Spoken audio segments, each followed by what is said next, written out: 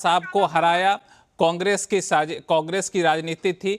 34 वर्षों तक बाबा साहब को भारत रत्न नहीं दिया गया, इसके लिए कांग्रेस जिम्मेदार। आप ऐसा कह रहे हैं, इस पर मैं डॉक्टर टीना से मैं राय लूंगा, लेकिन हमारे साथ दो खास मेहमान हैं, उनसे पहली टिप्पणी ले लेता हूं, फिर मैं टीना करमवीर के पास भी चलूंगा। हमारे साथ हैं अशोक भारती जी, जो कि चेयरमैन हैं national confederation of Dalit and Adivasi organisation के।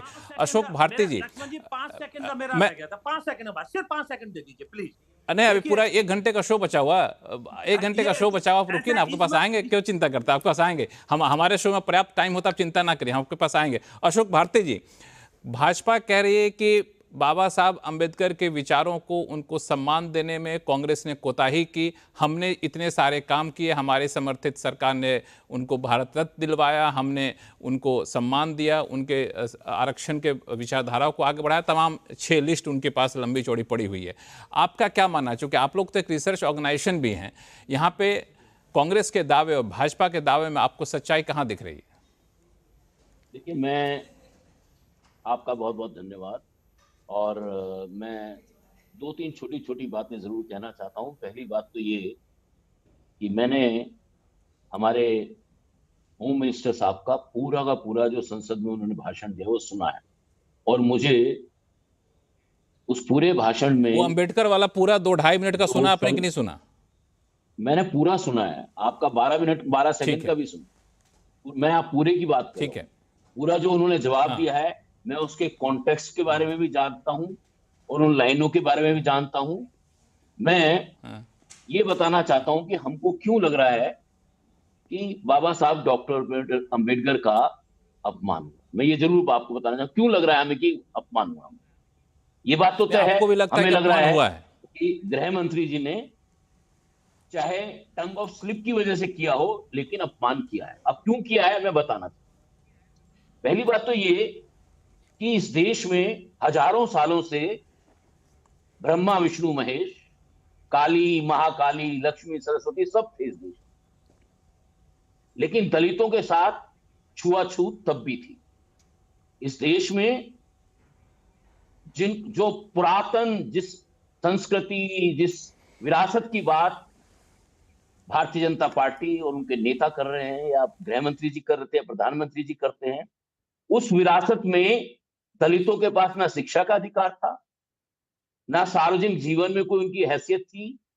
वो ऐसी जगहों पर रहने को मजबूर थे जहां कोई नागरिक सुविधाएं नहीं होती। और ये बात 1947 नहीं बल्कि काफी लंबे समय तक देश की आजादी और संविधान लागू होने के बाद चलता रहा। केवल एक व्यक्ति जिसने स्वतंत्रता संग्राम के दौरान हम लोगों की आजादी की लड़ाई लड़ी, और आप जानते हैं कि भारतीय जनता पार्टी का तो कोई नेता आजादी की लड़ाई की बात भूल जाइए, लेकिन सामाजिक आजादी की लड़ाई में भी भारतीय जनता पार्टी के लोग शामिल नहीं। क्या उन्होंने छुआछूत के खिलाफ लड़ाई लड़ी? क्या उन्होंने दलितों को शिक्षा के लिए लड़ाई लड़ी? हाँ, उन्होंने जब डॉक्टर अंबेडकर ने भारतीय संविधान में महिलाओं को एक बराबर करना, दलितों अनटचेबिलिटी को खत्म करना और हिंदू कोड बिल लाने की बात की, तो भारतीय जनता पार्टी के लोगों ने उसका विरोध किया। और संविधान सभा की डिबेट में भी श्यामा प्रसाद मुखर्जी के बाकायदा रिकॉर्ड मौजूद है, जिसमें उन्होंने डॉक्टर अंबेडकर के बहुत सारे विचारों का विरोध किया। लेकिन हमको लगता है कि बाबा साहब डॉक्टर अंबेडकर ने हमको जलालत, जहालत और अपमान से मुक्ति दिलाई। और कोई भी व्यक्ति अगर डॉक्टर अंबेडकर के खिलाफ वो टिप्पणी कर रहा है और उनको बिलीगल करके कह रहा है, और मैं समझता हूं गृह मंत्री जी ने डॉक्टर अंबेडकर को बहुत ही छोटा साबित करने की बात उसमें कही है। उन्होंने यह भी कहा है कि इतने दिन अगर भगवान की पूजा आपके पास आऊंगा, आपके पास आऊंगा मैं अशोक जी। अशोक जी आपके पास आऊंगा, चूंकि हमारे पास शो। हाँ बोलिए, अपनी बात थोड़ी। हाँ बोलिए। नहीं, मैं आखिरी लाइन पूरी कर लीजिए। मैं ये कह रहा हूं कि जिन भगवानों को से स्वर्ग की बात कर रहे थे गृह मंत्री जी, उन भगवानों ने दलितों को, महिलाओं को, पिछड़ी जातियों को कोई मुक्ति नहीं दिलाई आज तक। ठीक है, सतीश प्रकाश, 1 मिनट। विजय शर्मा जी आपके पास आ रहा हूं। एक मेहमान हमारे सतीश प्रकाश जी काफी लंबे समय से जुड़े हुए हैं, उनके पहले टिप्पणी ले लेता हूं, फिर आपके पास अगर हाँ 5 बता दिए। सेकंड अच्छा देखना- 5 सेकंड नहीं, आप 5 ले। ठीक है, आप 15 अशोक सेकंड बोल भारती लीजिए, जी- 15 सेकंड आप बोले, फिर मैं सतीश जी के पास जाऊंगा। अशोक भारती जी को मैं बताना चाहता हूं, अशोक भारती जी जितना मान सम्मान बाबा साहब का है इतना किसी का नहीं है। और वो मैं तथ्य के आधार पर बताता हूं। आप कहते हो कि सदियों से, आप बताइए मुझे गीता के रचयिता कौन थे? वेद व्यास जी थे। रामायण के कौन थे? वाल्मीकि जी थे नहीं थे? आज अगर देखी जाए तो अघोषित वाल्मीकि जी तो ब्राह्मण थे। एक मिनट सुनिए सुनिए प्रचेता ऋषि के बेटे थे। भाई साहब सुनिए जरा, वो ब्रह्म ऋषि की मेरे उपाधि सवाल का जिसको जवाब कहते हैं, आप ब्रह्म बात जाने कर रहे हैं ना, साहित्य पर अशोक बात जी कर लेते हैं। अशोक जी पूरे सुनिए बात ना, आप पूरी सी सुनिए। वो ब्राह्मण के बेटे नहीं थे, वो तब के बल पे ब्राह्मण, ब्रह्म जाने थी ब्राह्मण, जो आप भी ब्राह्मण हो। कर्म जन्म से सब शूद्र है, कर्म से वर्ण बनता है। आप जैसा कर्म करेंगे वैसे करेंगे। अगर राक्षस का काम करेंगे तो आप राक्षस बन जाएंगे। ये हंसने वाली बात नहीं है। आप समझाइए, जैसा कर्म करेंगे। अगर कोई सेना में जाएगा वो सैनिक कहलाया जाएगा, अगर कोई व्यापार करेगा वो व्यापारी कहलाया जाएगा। ये जन्म देश के से सब प्रधानमंत्री को कर्म क्यों से नहीं समझा वर्ण पाए? बनता है। हंसने अरे वाली ये कोई मोदी बात जी नहीं को है क्यों नहीं इसमें। समझा पाए? तो अब आप मुझे मोदी जी को सुनिए। क्यों नहीं तो समझा पाए? मैं ओबीसी जाति का वाल्मीकि जो हूँ, है मेरा वो अपमान कर दिया, मैं उनको ओबीसी ब्रह्म जाति का ऋषि की हूँ। उपाधि कौन थी। बोल रहा था ये? महर्षि जो कमाल थे है। वाल्मीकि, उनको देश के ब्रह्म देश ऋषि के की उपाधि थी। प्रधानमंत्री को जाके समझाइए। कैसी बातें कर रहे हो देश आप? के प्रधानमंत्री को। एक मिनट ऐसा करता है, आप तीनों लोग शांत हो जाइए।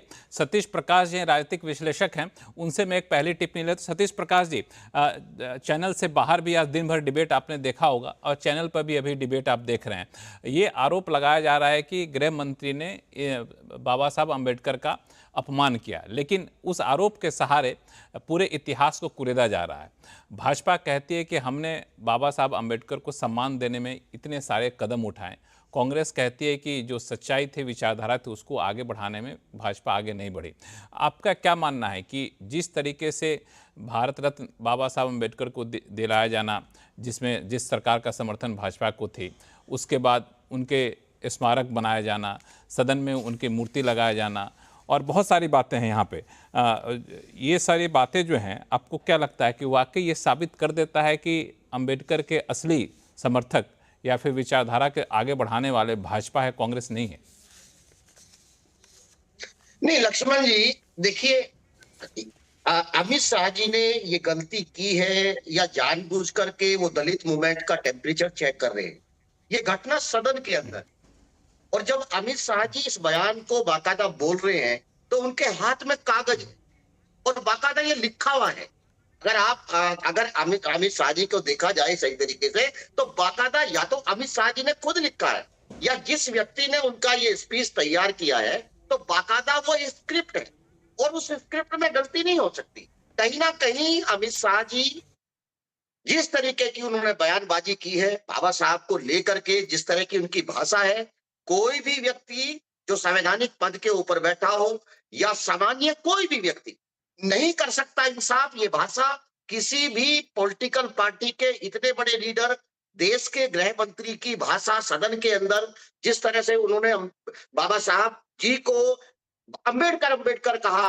अम्बेडकर एक फैशन हो गया है, अम्बेडकर का नाम लेते ना लेते, राम का नाम ले लेते, किसी भगवान का नाम ले लेते। शायद अमित शाह जी को ये बात नहीं मालूम है कि इस देश की 40 करोड़ जनता के जीवन में जो भी परिवर्तन आया है वो धार्मिक किताबों को पढ़ के नहीं आया है, वो भगवान की पूजा करने से नहीं आया है, वो कहीं ना कहीं इस देश में बाबा साहब की बदौलत ही उसके जीवन में परिवर्तन आया। इस देश का दलित, इस देश